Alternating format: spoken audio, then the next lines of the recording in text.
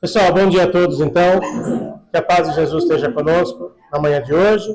Sejam todos bem-vindos. Todo mundo que está aqui, acho que já esteve aqui conosco outras vezes. A gente vai iniciar nosso horário de atendimento, fazendo a oração de São Francisco, o patrão da nossa casa. Quem quiser cantar a oração junto, a letra vai estar aqui na tela, tá bom?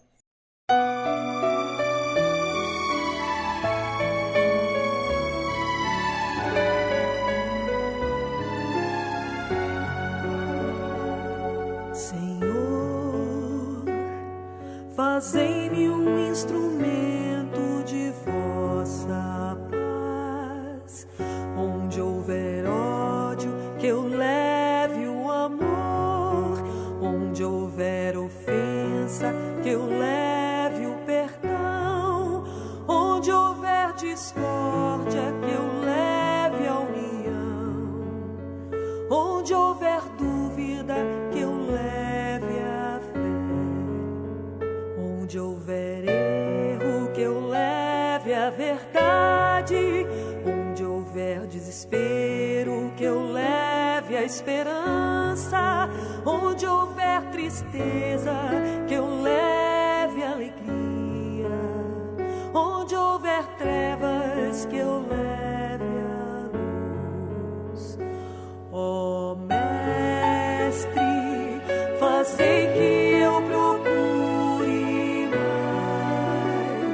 consolar que ser consolado, compreender que ser compreendido, amar que ser amado, pois é dando que se recebe, é perdoando que se é perdoado, e é morrendo que se vive para a vida eterna.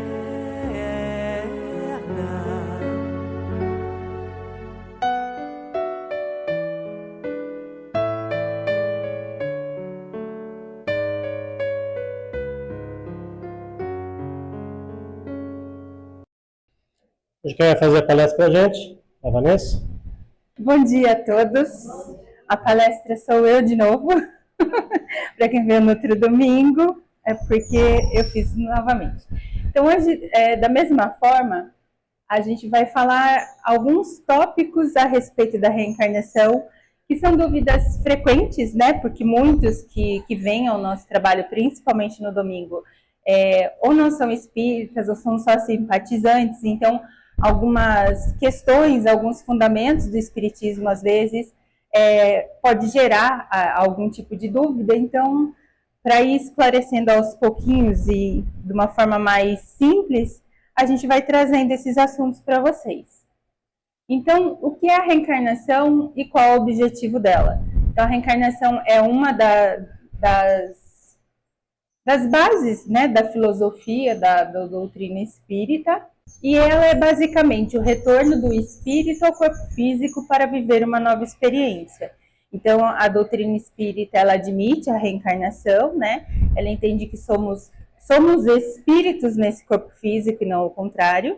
E esse espírito, cada vez que a veste morre, ele volta para a espiritualidade, se prepara e vem num novo corpo físico para viver uma nova existência, uma nova experiência aqui no plano físico. E a finalidade, por que a gente sempre volta? Porque, né, reencarnamos? Tem a finalidade de levá-los à perfeição, para uns é expiação, para outros uma missão. Então, quem já frequenta o espiritismo há tempo, ouve muito falar que o espírito ele é criado simples e ignorante e ele evolui do átomo ao arcanjo. Então, esse é o processo evolutivo do espírito. Ele é criado lá como uma centelha, um átomo, uma partícula, e ele vai estagiando em todos os estágios, né, da vida material. Então, no mineral, no vegetal, no animal e no homem, né? Embora o homem seja ainda pertencente ao reino animal, mas ele já está numa condição de consciência e moralidade um pouquinho maior. Então, a gente vai passando por essas vivências vai expiando, né, que são os processos de aprendizado, e tudo que a gente deixou de aprender em uma, a gente volta na outra para repetir aquela lição e aprender a fim de chegarmos à angelitude, né, a fim de voltarmos à unidade que é Deus. É rápido esse processo? Nem um pouco, porque acho que tem ser humano, espírito que está encarnado na humanidade aqui, que faz tempo que não aprendeu, vai continuar voltando, né? Dado tantas e tantas coisas que a gente tem visto aí. E por que reencarnamos, afinal? Para chegar a essa perfeição. Eles, no caso nós, né? Devemos sofrer todas as vicissitudes da existência corpórea. Nisso consiste a expiação. Então, o que seriam as vicissitudes? São todas as vivências que uma existência pode trazer. A dor, o ego, vivenciar todas as emoções, aprender com elas. E qual é o objetivo? Que não mais as nossas emoções nos dominem, mas sim nós dominemos essas emoções. E a partir do momento que a gente consegue controlar, que elas não mais nos controlam, não mais ditam o nosso dia a dia, o nosso comportamento, a gente vai ascendendo, a gente vai subindo um degrauzinho na questão da evolução espiritual e moral. E após a alma, ela conserva a sua individualidade? Isso é uma questão, né, que a gente escuta muito. Por que conserva a individualidade? Porque tem gente que acha que quando a gente desencarna, a gente volta lá para um todo coletivo, uma maçaroca, que ninguém mais existe enquanto ser. Mas nós somos criados enquanto individualidade. Em cada processo a gente vai se tornando um ser único. E quando o espírito ele já está na fase animal, praticamente, e na fase do homem, ele é uma individualidade. Tudo que esse espírito aprende fica gravado nele. Quando ele volta para o plano espiritual, ele volta com todas as experiências. E quando ele reencarna de novo, a gente só não lembra, mas a gente volta com todas essas experiências gravadas.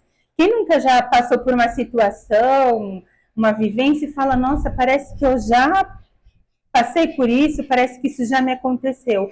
São as lembranças que ficam gravadas, mas que por misericórdia divina a gente não tem essa lembrança.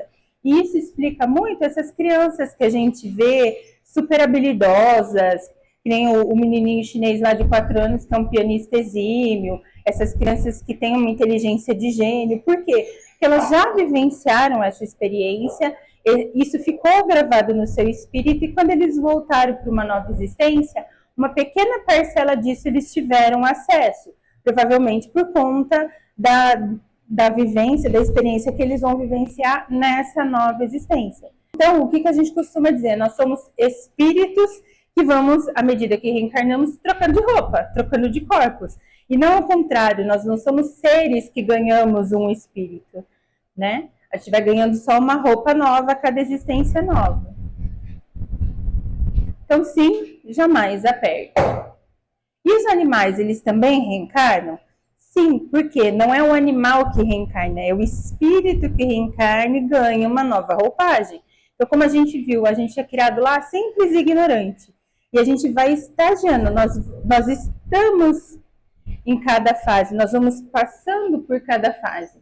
Então, o espírito que habita o corpo do animalzinho, depois do desencarne, ele volta para a espiritualidade e a ele também é programado uma nova existência para continuar evoluindo, porque um dia esse espírito, ele passou pelo vegetal, passou pelo mineral, pelo vegetal, esteve no animal, um dia ele vai chegar, vai estar ocupando um corpo de humano, mas isso depois de milhares de existências, porque o aprendizado é lento. Mas ele vai chegar. Então, os animais também reencarnam? Sim, faz parte do processo evolutivo. Mas, assim, o que a gente tem que lembrar, que o corpo físico do animal é sempre um corpo físico. Então, o cachorro vai ser sempre um cachorro, um gato sempre um gato, o mosquito da dengue vai ser sempre o mosquito da dengue. É o espírito, é a inteligência que anima aquele corpo que vai pulando de estágios para que o aprendizado vai evoluindo e ele vai agregando mais aprendizado nesse espírito. Eles podem escolher, no caso dos animais, eles podem escolher a espécie que vão reencarnar? Questão do Livro dos Espíritos. E os espíritos respondem, não, a alma dos animais não tem o livre-arbítrio. Por que eu estou deixando claro que é dos animais? Porque os animais, eles, embora eles tenham senciência, que é aquela condição de sentir dor, de sentir as emoções básicas que nós humanos temos, eles não têm consciência do eu, eles não se reconhecem como um parte, né, do todo, parte do sistema. Então, eles não conseguem escolher, né? Agora, o ser humano, ele, inclusive, que a gente tem relatos, ele pode, inclusive, participar do planejamento reencarnatório quando ele está em cima. Aqueles que têm mais consciência do desencarne, do que aconteceu. Então, o ser humano, diferente do animal, ele pode escolher as provas, as expiações por quais ele vai passar, a família no qual ele quer vir. Os animais ainda não têm essa condição. Eles podem voltar para nós?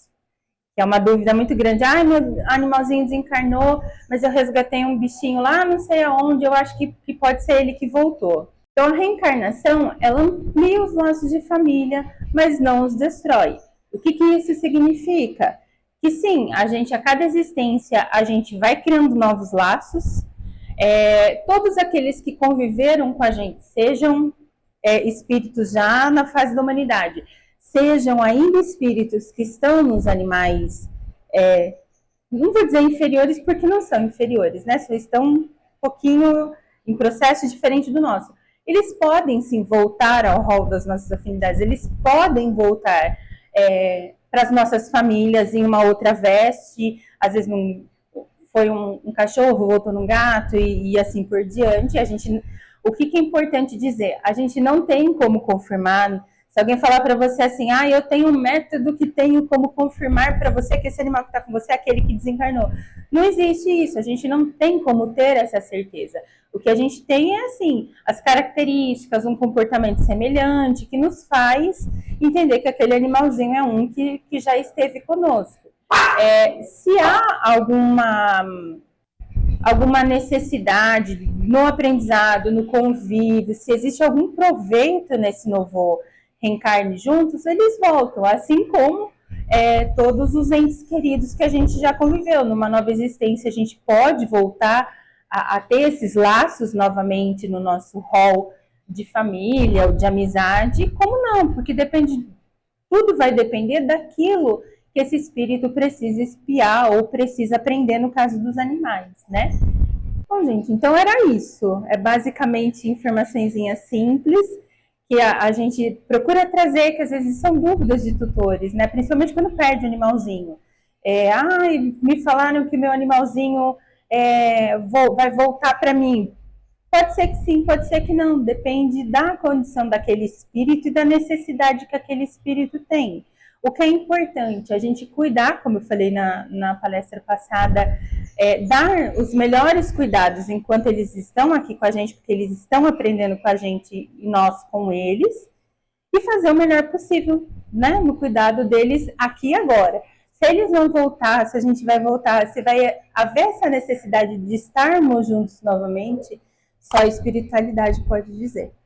Bom, era isso que eu tinha de informação então para hoje. É mais um bate-papo, um tira-dúvidas, que eu acho que é mais produtivo para a gente. Então, bom domingo a todos. Eu vou pedir para que vocês aguardem, então a gente já vai chamando vocês para o caso.